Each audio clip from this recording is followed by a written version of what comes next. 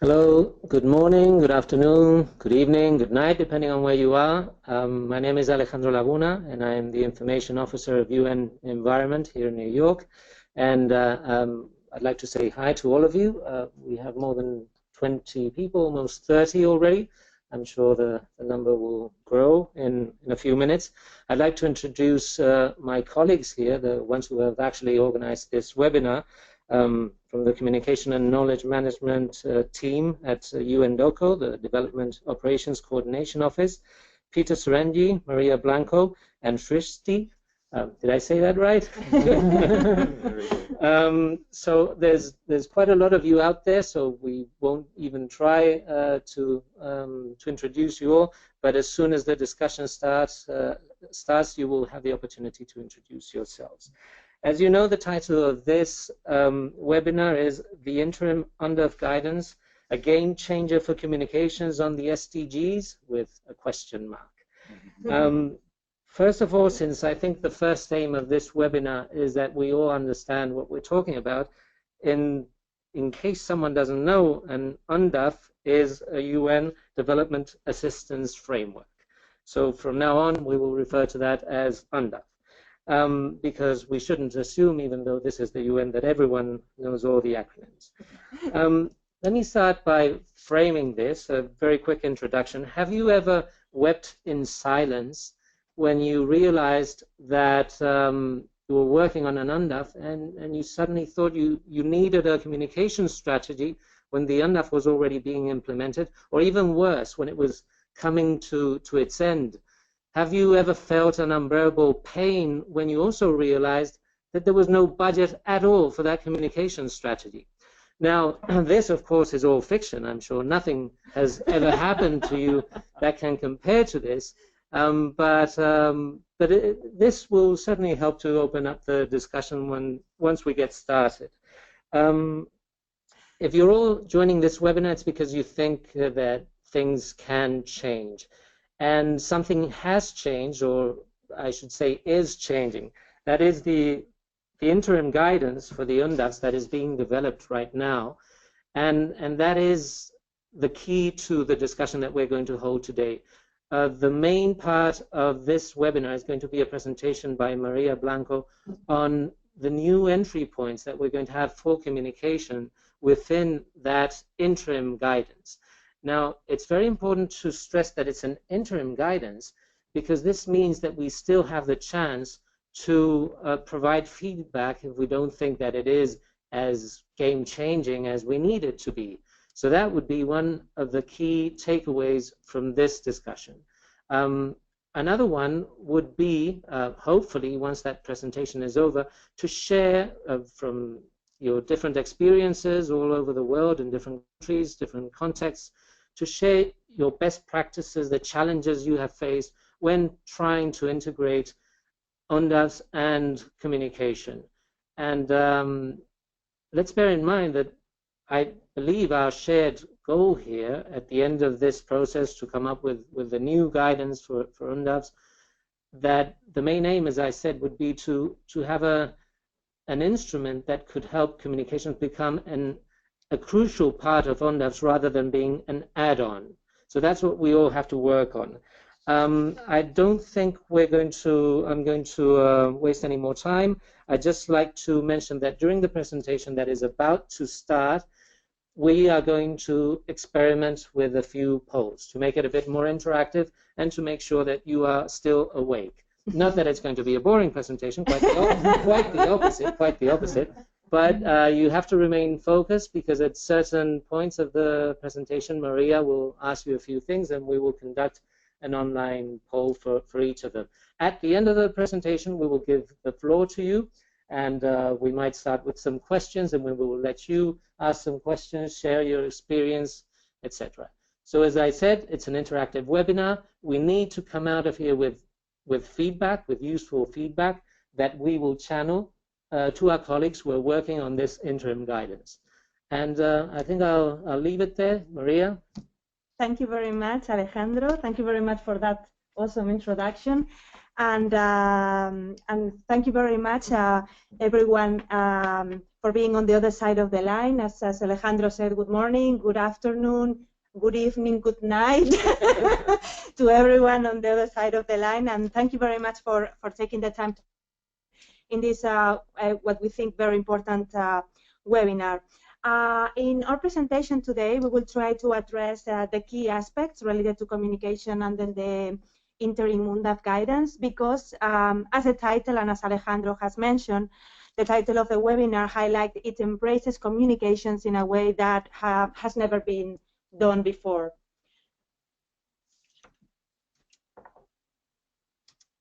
So during this short presentation, we will briefly share the impact that the 2030 agenda will have in how the UN communicates. And this new way of working impacts on aspects of the UN Development Assistance Framework, the development of the document itself and its implementation. And this will be the two key parts of this presentation. But before that, let's get into the 2030 agenda spirit, as I like to call it. And as you may all know by now, citizen participation, public participation, citizen engagement is a key concept to deliver the 2030 agenda.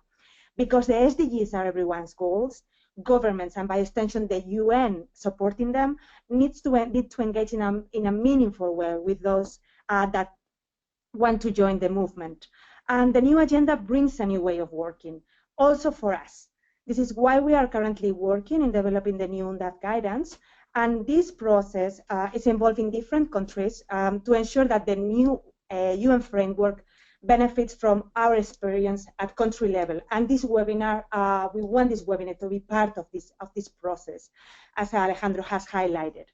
And as you know, when it comes to communications, the UN Communications Group are the main coordination mechanism that the UN has to communicate together. And the new agenda, again, and these new guidelines will have implications on how communications groups will work in the present and in the near future.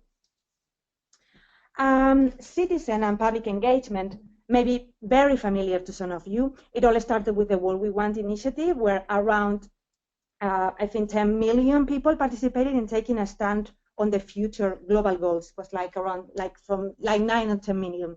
And so this was like, which was already a milestone, and we shouldn't go back to the old way of working. Given today's internet and social media platforms, also traditional media, as well as the outreach capacity of civil society organizations and volunteer groups, there are more avenues than ever to reach the general public.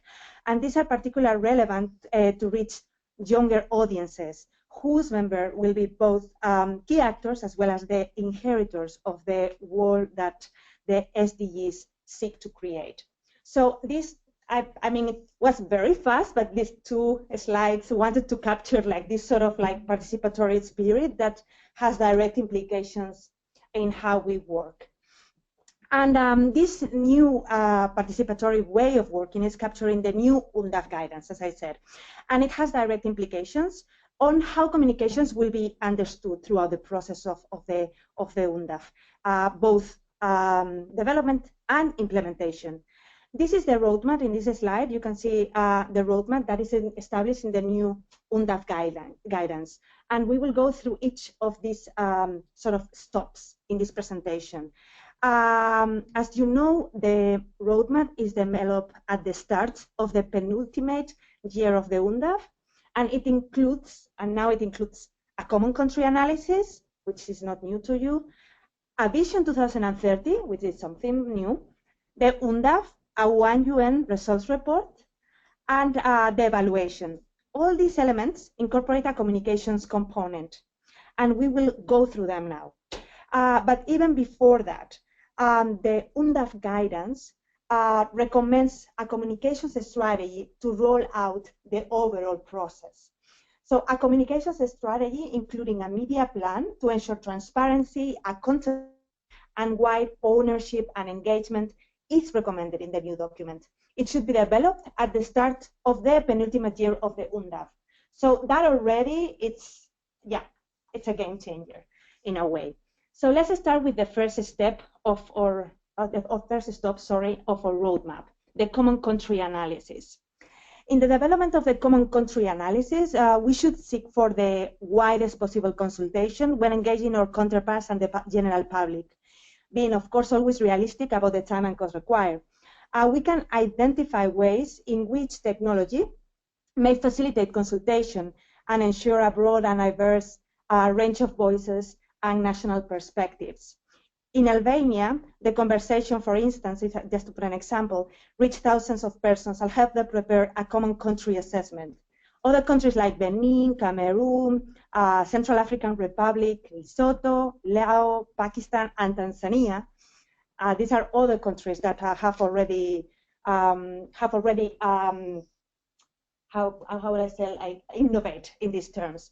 And if you want to learn more about all these examples, of course, this presentation, we don't have the time, but you are super welcome to visit our Silo Fighters blog, and you can learn everything about these initiatives and contact our colleagues in the field that are already using these innovative ways of engaging the general public in the common country analysis. So that is the common country analysis is the first stop. We are still there.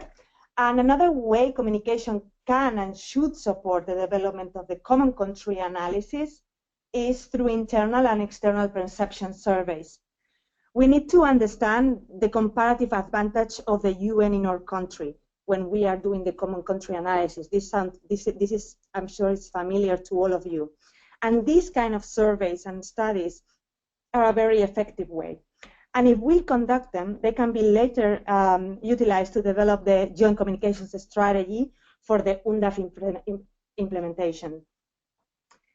Then the next stop in our roadmap is the Vision 2030.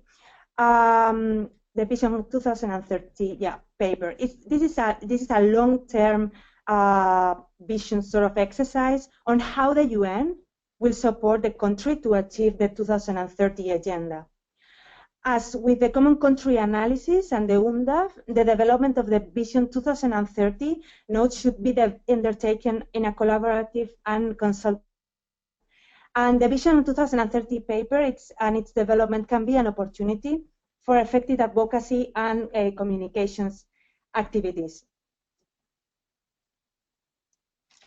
So now let's move to the UNDAF. Up until now, we have focused on the preparations to start working on the overall UNDAF document. And now it's time to focus on the document itself. So under the new guidance, communications should play a role in the development of the UNDAF. And the UNCG should be involved in the development of the UNDAF outcomes to find entry points for communications at this level. And this can involve in advocacy, can involve social mobilization, or even behavioral change. And also, on a later stage, communication should be involved in the development of the joint work plans.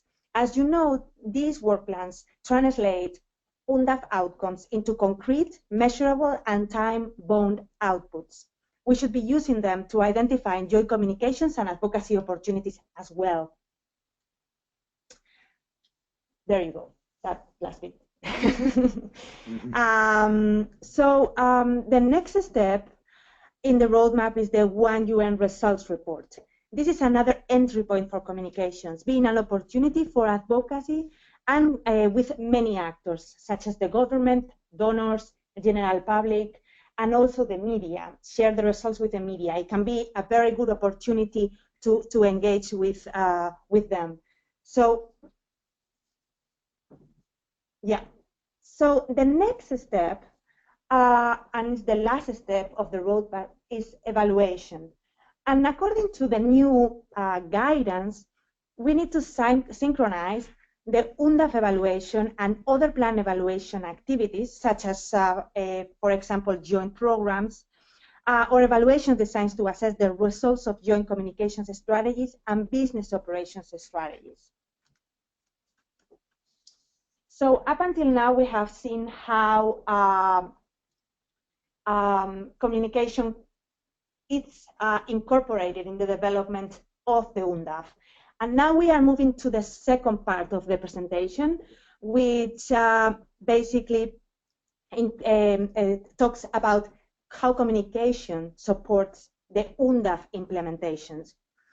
And the new entry points of communication at the UNDAF development stage will have direct implications, as you might have already foreseen, on the role communication will play in the implementation of the UNDAF itself.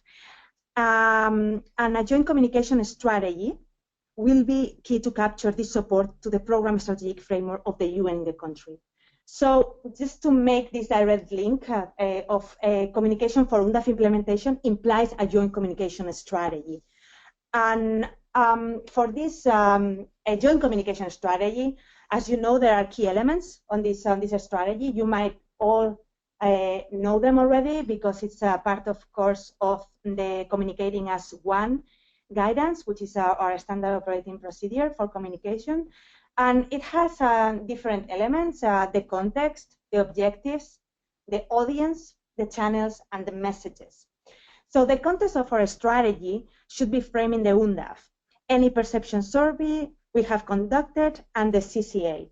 So this is this first like little square that I have included that maybe it's a little bit abstract is the context, and basically UNDAF, CCA, and any perception studies should be used to develop the context of our strategy. And then the next element is the communication objectives, which can be institutional, programmatic, and internal.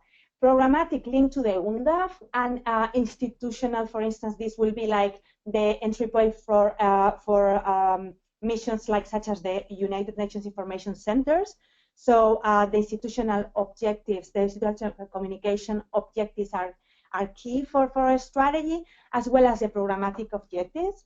And also, we can include internal communication objectives in case they are needed.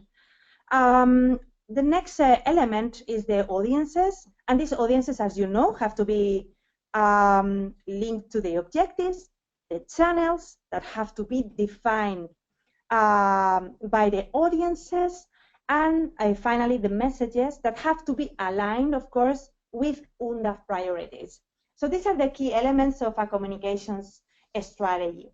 And as you can see, the way communications is involved in the development of the UNDAF has implications already in how we have to develop the joint communications strategy. And your strategy, as you know, will be operationalized through 4 communication work plans. And again, implications on the strategy itself and the implementation of the strategy through the work plans.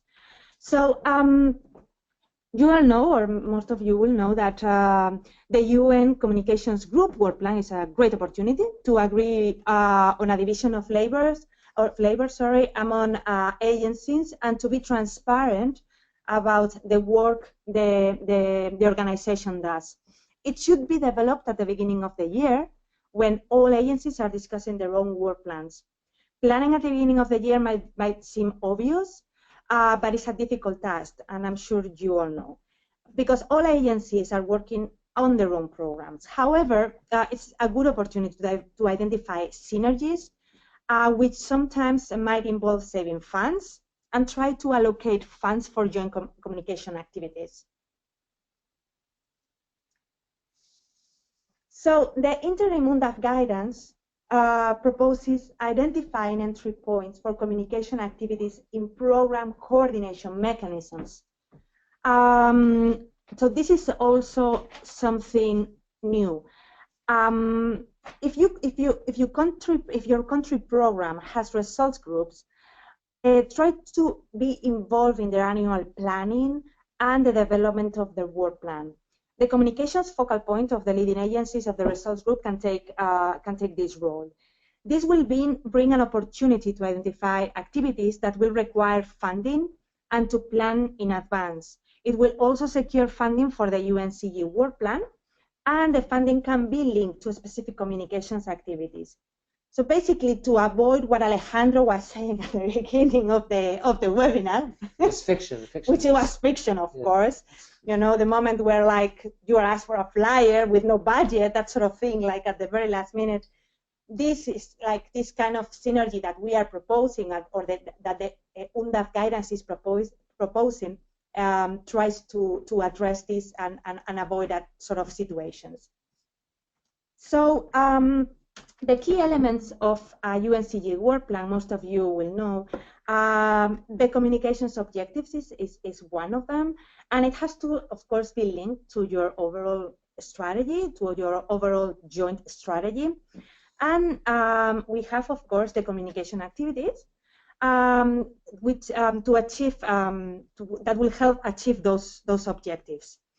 And of course, the communication activities will reach a specific audience using a key set of specific channels through tailored communication products during a specific time period.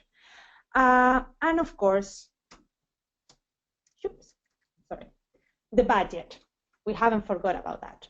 The budget is it's key. And linking communications with the results group will bring coherence to the work of the UNCG, and it will also facilitate allocating funds for communication activities. So since communications can act in a vacuum, ensuring that it's linked to programmatic objectives will help funding the communications work plan. So I don't know if this slide is a bit confusing, I hope not, but I just wanted to highlight the synergies between the UNCG work plan and the synergies that we can find between the UNCG work plan and the results group objectives. And of course, that results group will have a lead agency and a partners agency that could be part of our UNCG work plan in order to follow up. The link between communications and program will also help the evaluation process. Connecting communication objectives to program objectives, as we have seen, like both at the strategic level and at the work plan level, will facilitate evaluating the communications activities and our strategy.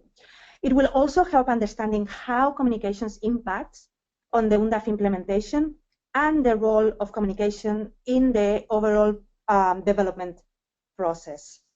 So this is in short. I know it's a lot of information, but this is in short how communications is it's now part of the development of the UN strategic framework and its implementation.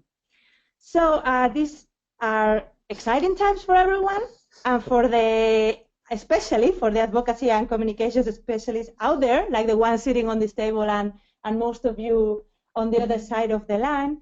So yeah, my question to all of you is, are you ready for it? And I would love to give the floor to our colleague Alejandro and Peter, that we will be supporting you in helping us getting some feedback on your first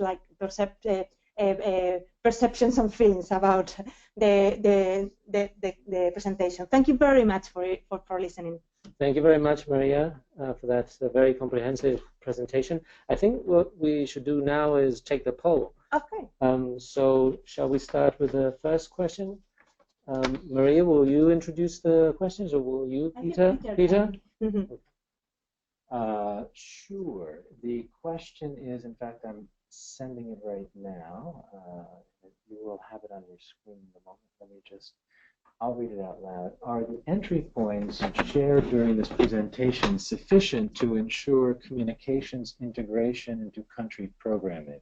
So are the steps shared during this presentation sufficient to ensure that communications is integrated into country programming? I will launch that in one moment, and we would really appreciate your answers to this question. And then also, maybe we also want to just remind people on the other end of the line that you have a question box, and you can put any questions that you have based on Maria and Alejandra's presentations. Well, we have some numbers coming in. It says so far we have 56% say yes, they are sufficient. 53 now. 53. Oh, it's sort of 50-50. This is rapidly changing. This is online real-time. This is very exciting, yeah. isn't it? So, but I think we've settled now. 52% say yes, they are sufficient, and 48% say no, they are not sufficient. And that's actually a pretty evenly spread breakdown. So we would be interested to know, as way of feedback, obviously in what ways do you think it's sufficient, but even for us, more interestingly, in what ways do you think they are not? In what ways they can be beefed up. And it's very important to receive your feedback on this, because we probably are still in time to change, to at least influence the process. Exactly. So if you give us this feedback, it will be sent to the people who are negotiating the finalization of the guidance. Once we start the discussion, it's going to be great to hear what you have to say about this. I don't know if we should continue with the other two questions. By the way, do we have a final? It's still changing. We've got 59% of people who have voted already. Wow, the no is winning. So there's no need. Exactly. And as the last votes come in, we'll close this poll in about 12 seconds. So be quick. If you would like to vote on this one, please do now. But it looks like, interestingly enough, we see that 57% say no, they are not sufficient. So this is great to know. Okay, I'm going to close that poll now, and we have some questions, which now I have. Let me share the results. Okay, so we've got no at 58%, yes at 42%. Before we do the next poll, maybe we can. I see some questions are coming in. So let's take this question first. Yeah, from Gillian Smith, who says, in small country offices, many agencies do not have a dedicated communications officer. What is the best way to proceed with this kind of planning? So, Maria, do you want to kick us off with an answer to that, or suggest some ideas on how to handle that situation? No, I mean, we completely understand that the capacity varies depending on the country office, and this is great that Gillian, that you are actually bringing this up. When you don't have communications specialists or communications associates in each of the agencies, I mean, sometimes my experience is that you have communications focal points, and maybe they will be able to actually sort of help in this process. However, of course, these are guidelines, and it can be always adapted. This is not like carved in stone, as you say, carved in stone, as we say in English. This is something that you could always adapt at country level, right? But it is important to highlight that, of course, communications professionals are important to be involved in this process, but this is also, as you can see, the links between communications and program are getting, I mean, they are there throughout the development of the UNDAF and the implementation of the UNDAF. So I think these guidelines also can also be supported by program specialists. Like, program specialists should be also involved in communications in a way that maybe are not used to. So using these communications focal points, colleagues can also help. But of course, it should be adapted at country level. Yeah, I'd just like to add something, because I don't think it's just the case with small country offices. Well, it is the case with not having a dedicated communication focal point, but even in bigger countries, some agencies don't have a communication focal point. Non-resident agencies like UN Environment, for example, this is our case, which I think could be solved if we manage to draw more support from the regional offices.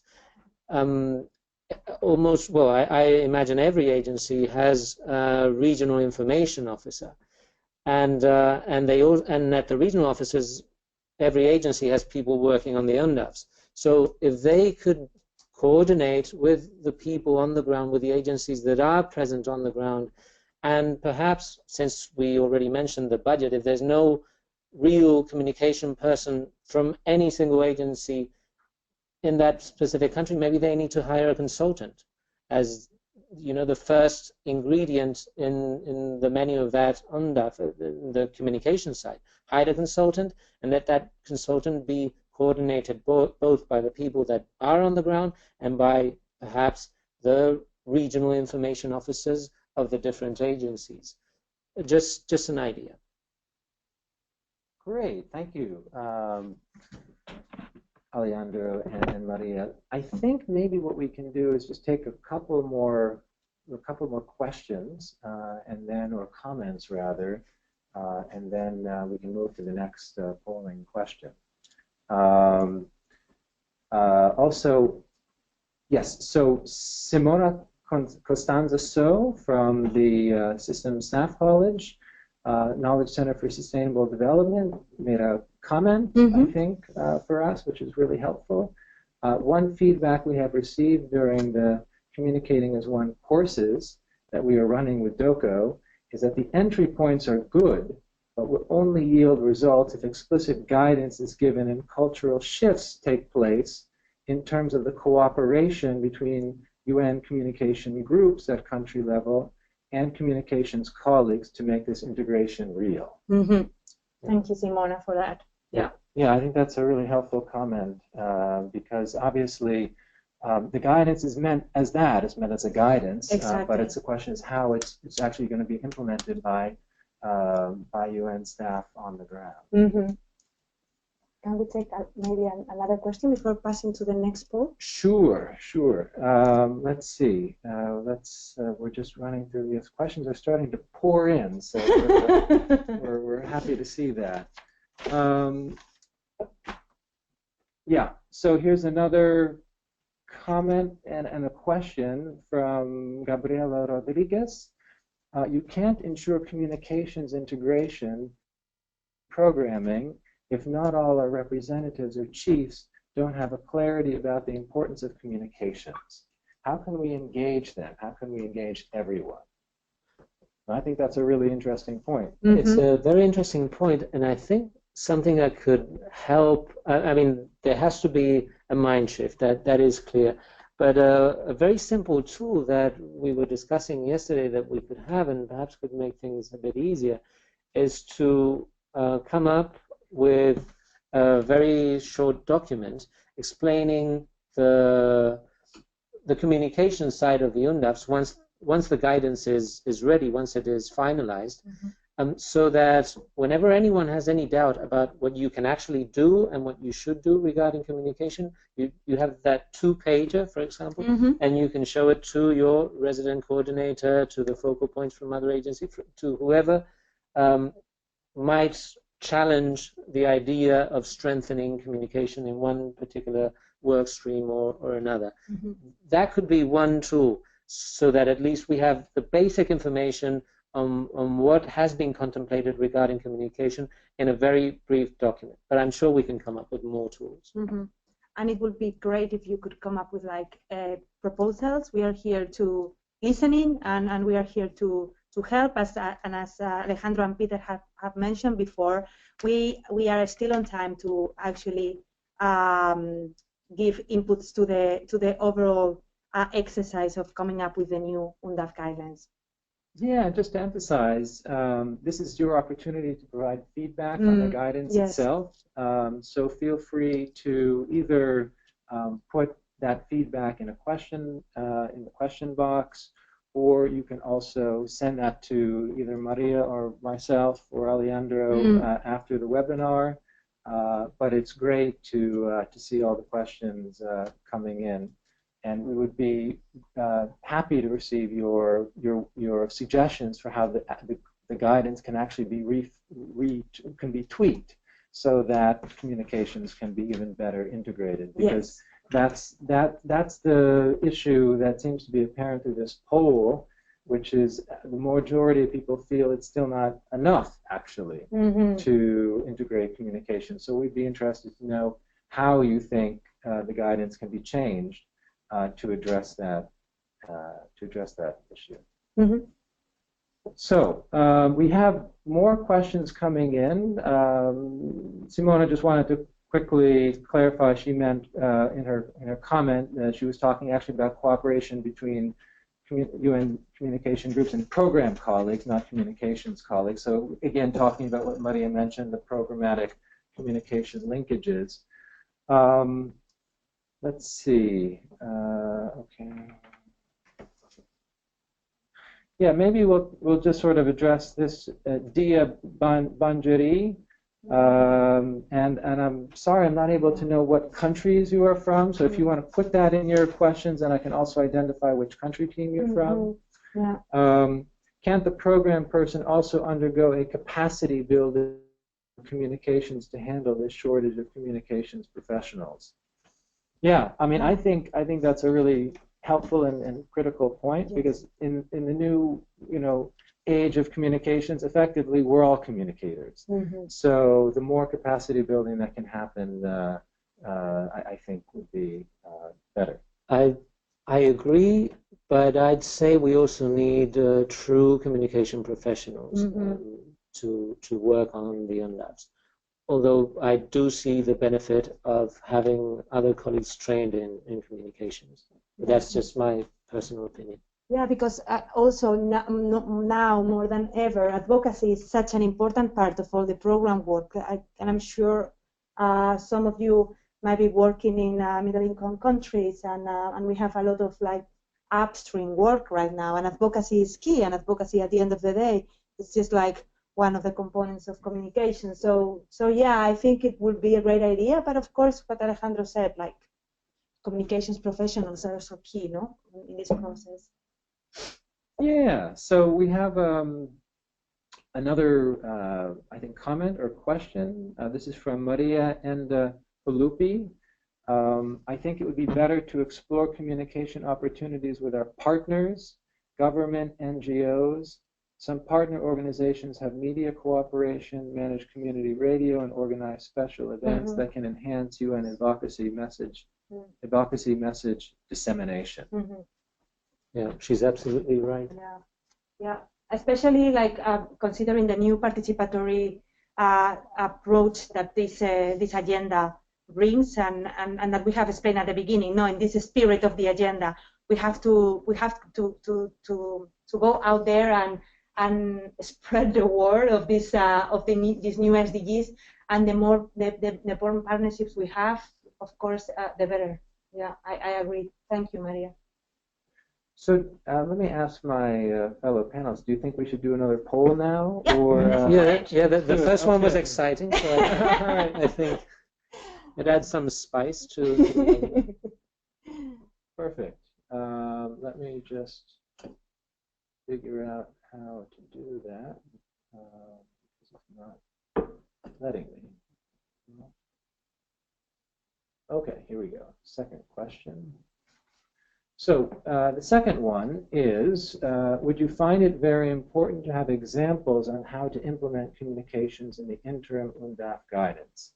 So this is almost like having supplement sort of drop-down menus, basically, of more specific examples of how to go about implementation. Yeah, and we're asking this because as a tool, we're thinking of developing some kind of document with your feedback, not only the feedback provided throughout this webinar, but also afterwards, maybe via email, or we'll find other ways of for you to share your feedback, to come up with a document, a document that would be alive, that would be constantly changing and adding best practices, challenges, and that could help everyone working in country teams to better integrate communications in the UNDAFs.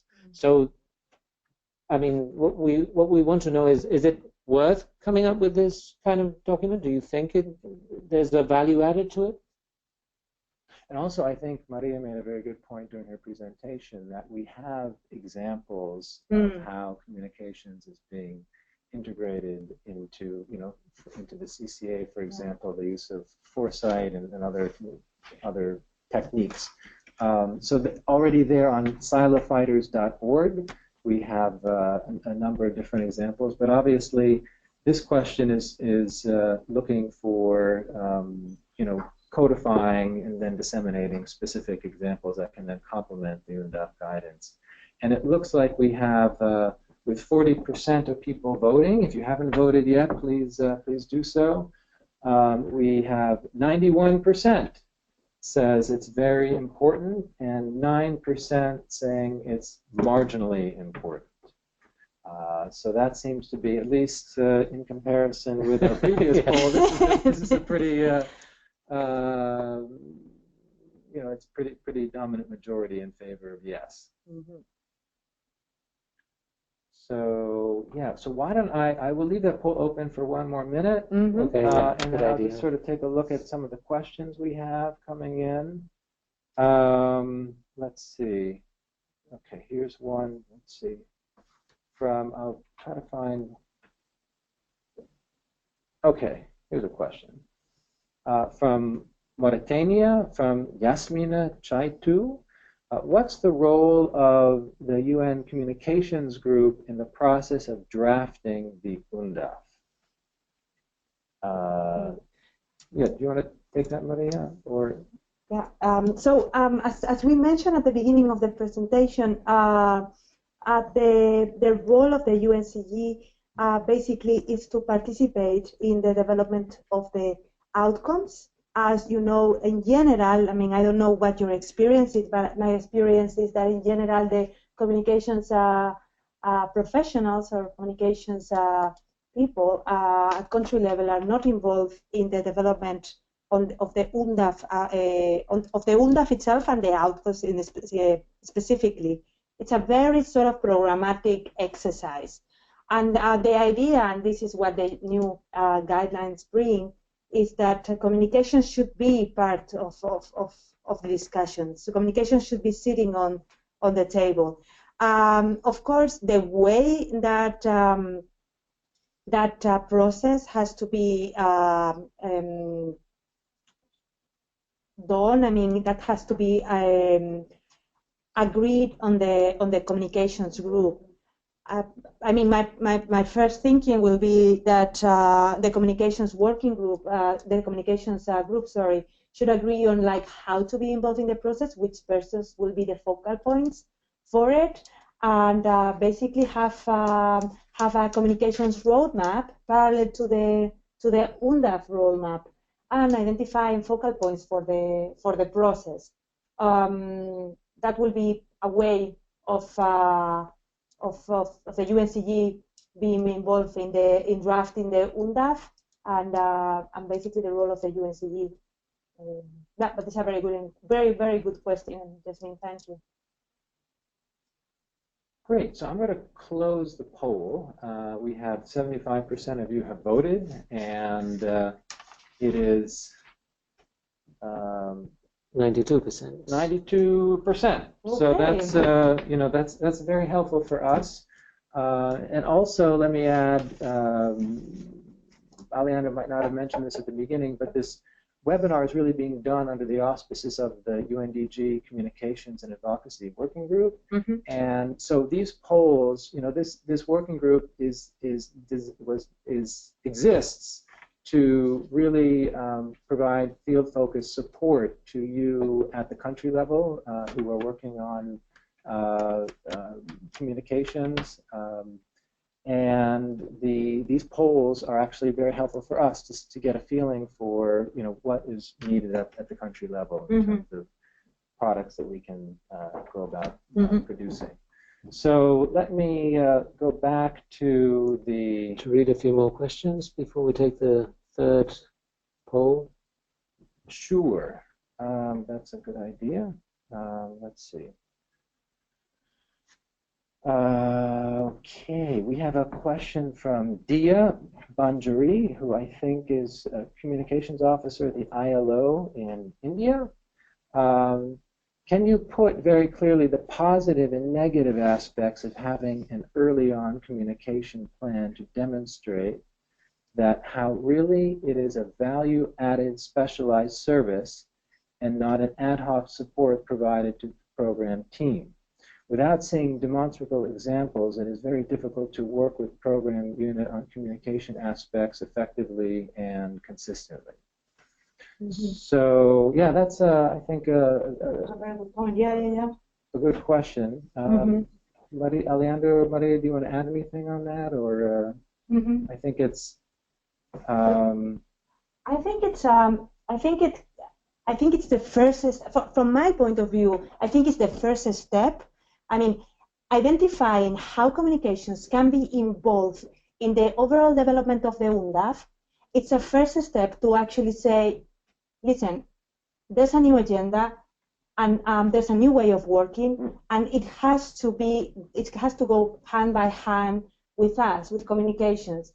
And it might be difficult, and I hear you, because it might be difficult to actually to make this stand in a way, because up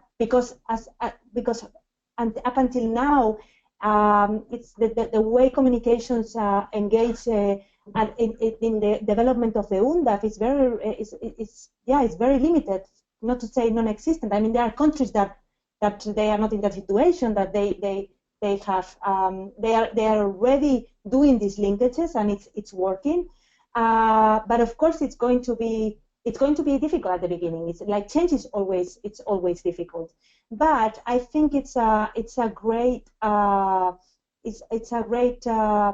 and I think it might be something that we want to highlight, like highlighting these negative and positive aspects maybe in the Q&A and the document that Alejandro was pointing out before, and that we have mentioned, and also Peter. Maybe we can actually like narrow down like what are the negative and the positive aspects of taking this like early on a communication plan into consideration. Also, we have already good examples. Tanzania is already has these synergies. Uganda also has these synergies. Peru is also working in this sense, and also Ecuador as well. So I mean, I'm just like from the top of my head, but yeah, there are examples out there. And I think yes, we can combine this, like narrowing down the positive and negative aspects, plus with the examples that we will be getting from the field and from you guys on how this synergy works out. I think it's very straightforward, and it's very difficult not to consider the need for communications to be an integral part of the UNDAF if we're going to start with a country assessment where we need to reach out to people in order to find out what it is that they need, what it is that they want. We need communications there from the very beginning. And if we don't have communications from the very beginning, in the end, it might not happen at all, because we won't have a budget, we won't have time, we won't have resources. So, but I agree with you, Maria, in the sense that maybe that short document that could focus on the communication aspects of the UNDAF as well, among other things, as a tool for communication colleagues to convince other colleagues of the importance of having communication integrated from the very beginning. We could try to put some stress on the benefits of the whole process. Yes, but I mean, there are examples out there already, as we mentioned. You can check our Silo Fighters blog. I mean, the common country analysis stage of the UNDAF process is being done in a participatory way in many countries already, and they will be calling you, because I mean they will be calling the communications specialists, because as Alejandro said, I mean, if you are bringing this participatory approach, it cannot be done without communications. It will just like, it will not work basically. So that will help in promoting this new way of working. But change, yeah, it's always a challenge, of course. Yeah, I think that we have a few more questions here, but let me just reiterate that you know what I think, at least I'm hearing based on the polls and the questions that are coming in, is that the changes that are envisaged in the interim guidance are good, but you know, more is needed, I think, and I'm still not entirely clear based on the comments that are coming in what specific changes you would like to see in the UNDAF guidance, in the finalized version of the UNDAF guidance. So please give that a think and put in the question box some specific examples or specific ideas for how to go about doing that. Yeah, let me also just mention that the interim guidance can be downloaded at the UNDG.org website. It's on our homepage, so you can also take a look at it if you're interested in the context in which Maria made her comments about the specific entry points for communications. But I think based on the second poll, you know, maybe one thing that we're hearing is that, you know, more specific examples are needed. You know, why that make the case, not only make the case for, you know, why it's important to integrate communications, because not everyone is a believer, and we particularly sometimes in some cases representatives or even at the in senior management. So, you know, I think people are looking for ways in which they can make that case better to senior management, and others, of course.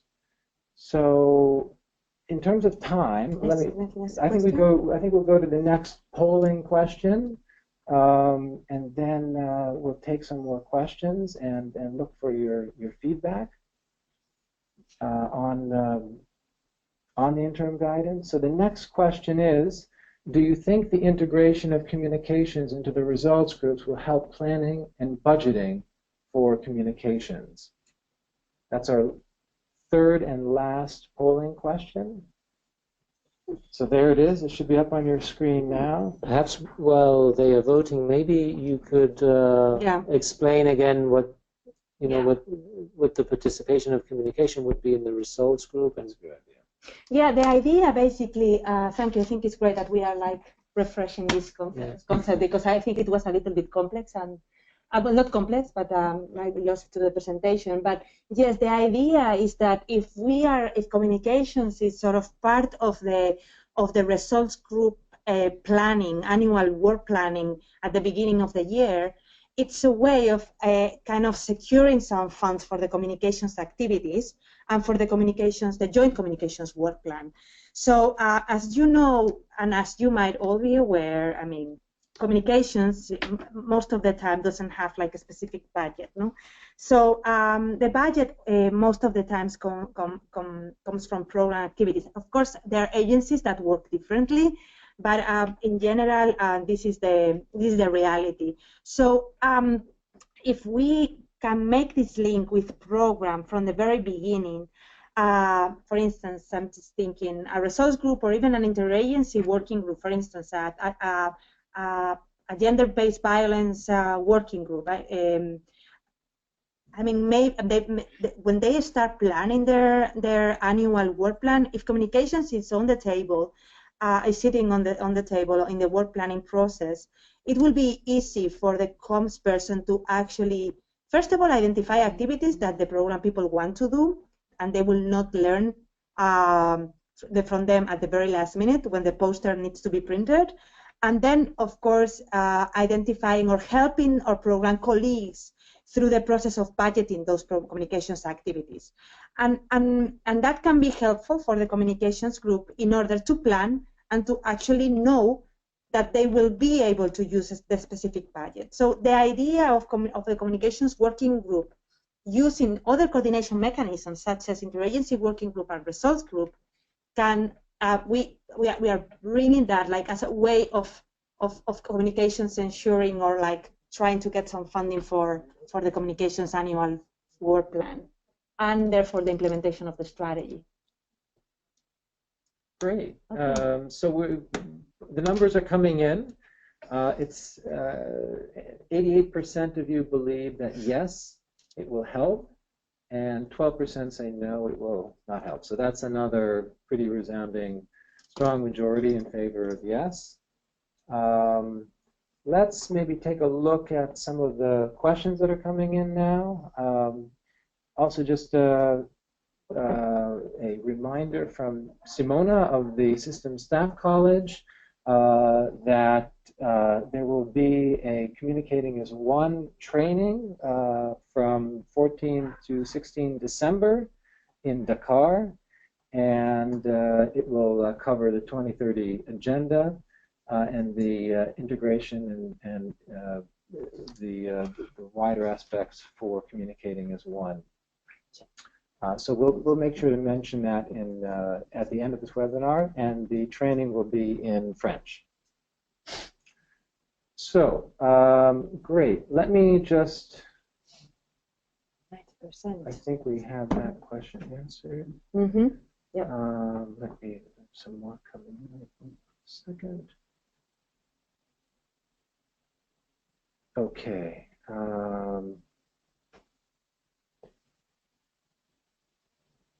Okay, I'm just looking at my. Let's see. Yeah, very good. Yeah, very good. The communications for results and planning for results and communicating for results. Yeah, yeah. Right. Do you want to address that? I think that's a very good link, and maybe I have missed it in the presentation.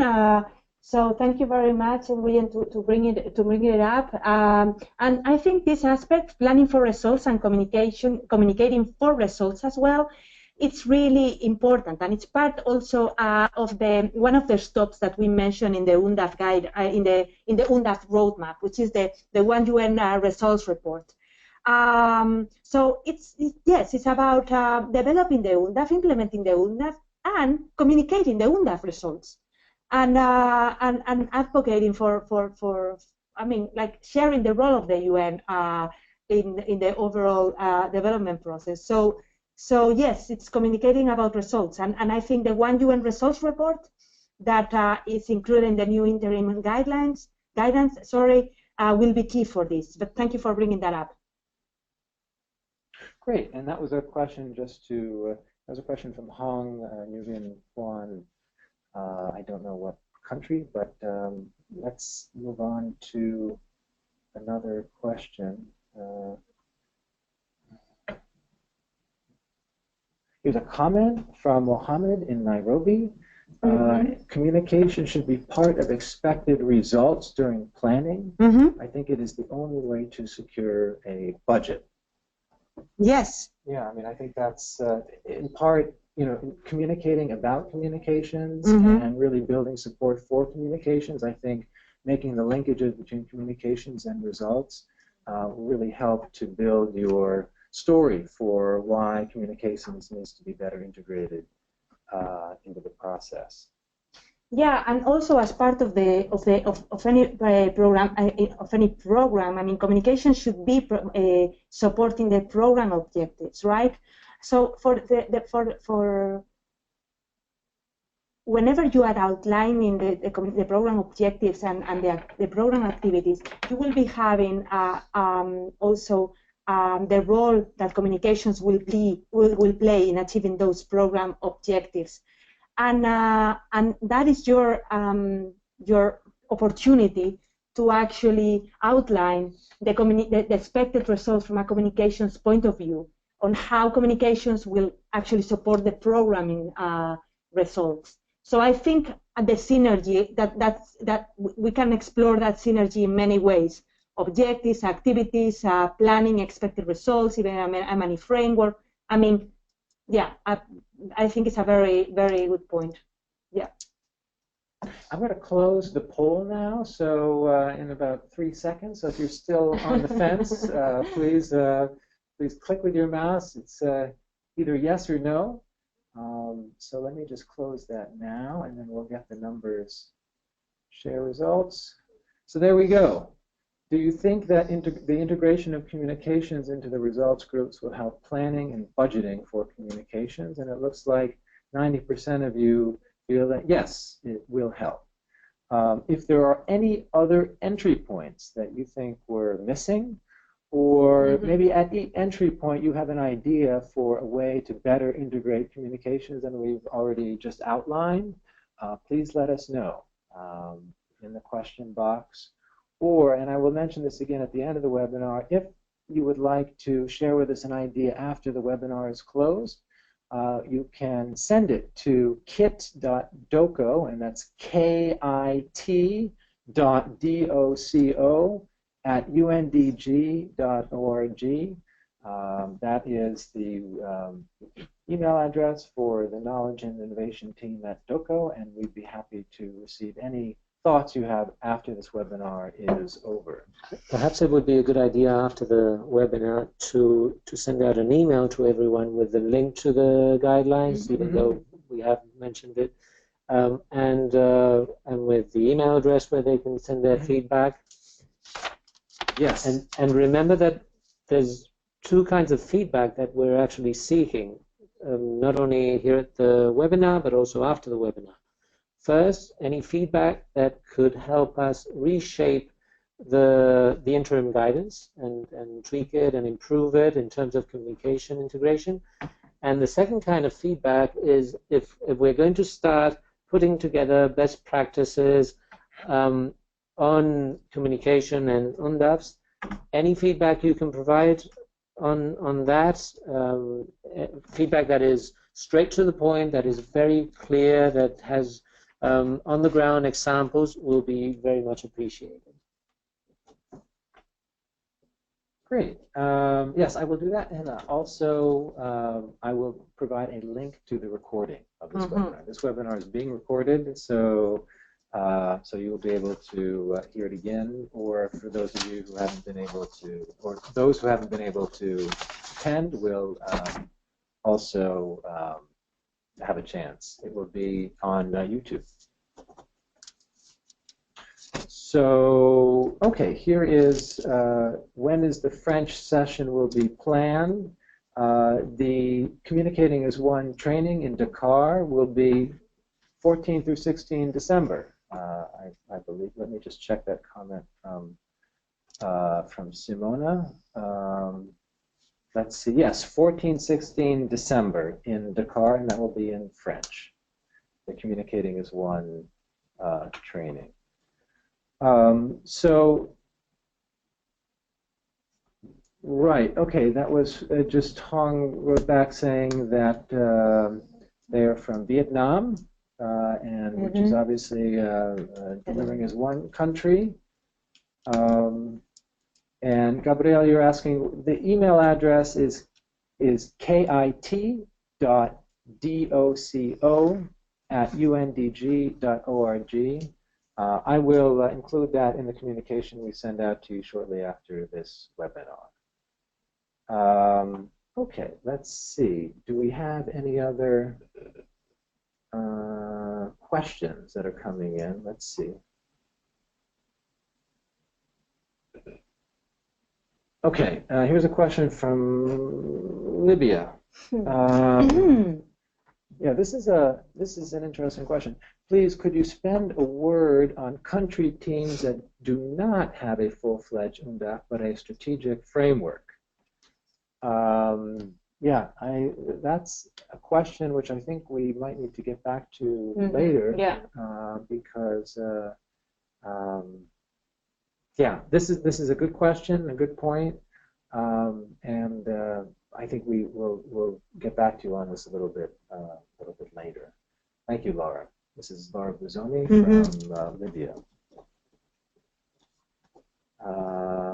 Let's see. So we have, in terms of time, I think we're closing in on the conclusion of the webinar, and this is an opportunity for you to put those questions that you've been hesitating to write. Now's your opportunity to do so, because in a few moments we will be closing off this webinar unless other questions come in. We hope that this has been helpful and a good opportunity for you to see the specific entry points for communications in the UNDAF process. And we understand that, you know, sometimes guidance and country team challenges and realities need to be better connected. And this is also a point of this webinar, is to really connect with the realities that you're facing at the country team level, and to see whether we can either tweak the guidance in a way that better reflects reality, or you know, provide comment and advice during this webinar, as we've been doing so far. Answering our colleague from Libya, Laura, of course we will get back to you with specifics, but I think the key aspects of introducing communications in the UNDAF and also in the strategic framework is the communications group and the joint strategy. I see from our information management system that Libya has a communications strategy and also a communications group. So I think it like the links between program and communications, even like in a sort of mission setting, could also be explored using these two mechanisms. And I think these are the two first steps, and I can see that you have them already. But definitely we'll get back to you, and it will be great actually to hear your feedback on this as well. Thank you. Yeah, that's great. And I think we have maybe a couple of last final questions. We have one from Karima Chakiri from the RCO in Morocco. We have the UNDAF document ready for 2017 to 2021. The results groups are preparing their work plans, and the UNCG group is preparing the joint communication strategy for the UNDAF. That's great. Do you have an example of a coordination mechanism between the UNCG, the communications group, and the results group? I mean, I think, as we mentioned earlier, this is really a great opportunity to integrate communications in the program by ensuring that on each result group you have a communications focal point. Maria, Alejandro, I think you already mentioned, Maria, that the easiest solution would be to have a representative, communication representative, who would be the communication officer from the agency that is chairing or co-chairing that results group, right? I think it would be a great idea to have at least two people from communication, from the chair and co-chairs, the information officers from the agencies that are chairing and co-chairing the results group, and then they could coordinate with their communication colleagues from other agencies. Exactly. Yeah, I think it's not about creating another mechanism. We already have enough mechanisms. I think it's linking mechanisms, right? So we have all this coordination, the program coordination groups and the results groups, or the interagency working groups, and then you have the communications working, like the communications group. So let's make the link between them, because we are much working in silos right now, as you know. And examples, I mean, there are examples. Again, Tanzania is already doing this, and other country offices are exploring this way. I mean, when I was working in Afghanistan as part of the communications group, I was sitting on the interagency working group on gender-based violence as a UNFPA. Was co-chairing the working group, and I was a communications specialist for UNFPA. And so it actually, I mean, it's basically looking for synergies at country level on how to like link the different coordination mechanisms, and those will be like two ways of doing it. But of course, maybe you have other examples, and we would love to hear from you in case you have them. Exactly. And just to repeat, the email address where you can send those specific ideas is kit.doco@undg.org, kit.doco@undg.org. An email will follow up after this webinar, shortly after this webinar, with the link to the UNDAF guidance and the link to the recording on YouTube and other materials. But this is really a two-way street for you to also get back to us with ideas on how to improve the sort of support that we can provide to you from headquarters through the, in particularly through the UNDG Communications and Advocacy Working Group, which is really designed to assist you. We have, yes. Okay, we're just looking at some questions that have come in, and it looks like there's one comment. Thanks very much for the webinar. This is from Gillian Smith. I just wanted to highlight the latter part of her comment, which is, I believe the commitment is there for communications and program planning to collaborate more closely, but sometimes we need practical and systematic guidance. And that's really helpful to hear, because this is the sort of thing that we need to know. And let's see, do we have other comments? I think we're sort of... I think Florence has a proposal, and I think it's a great one, and we did this as well in Afghanistan, and it's the communication coordinator, or the chair of the communications group is part of the program management team. So yeah, that's also a very good way of making the linkages. So thank you very much for bringing that, Florence. Yeah, that's great. Yeah. That's a really helpful suggestion. And if there are other things that you think should be changed, in particular in the interim guidance, which will now be finalized, I think the current timeline is to finalize it by the end of this year. So this is an opportunity for this process to be a two-way street, and to hear your feedback on the guidance itself. I think we're good. Alejandro, do you want to just wrap up? I'd just like to thank everyone. We had quite a few people participating actively, actually, with very interesting comments. Around 70 people. Yeah, that's excellent. And I'd just like to stress that this is not the end, that this is the beginning, because even once we have the guidance in place, the final one, we're going to have to put a lot of effort into bringing it to life, into implementing it. And it is clear from your comments and from our own experience that we will need to draw on the experience of others and the guidance of others to be able to do it in the best possible way. So we have opened up a door for discussion and for improving what we already have and what we will have through the tools that we already mentioned, and thanks to the feedback that you have already provided and will provide, we will try to come up with the best possible tools for you. And in any case, it will be an ongoing process.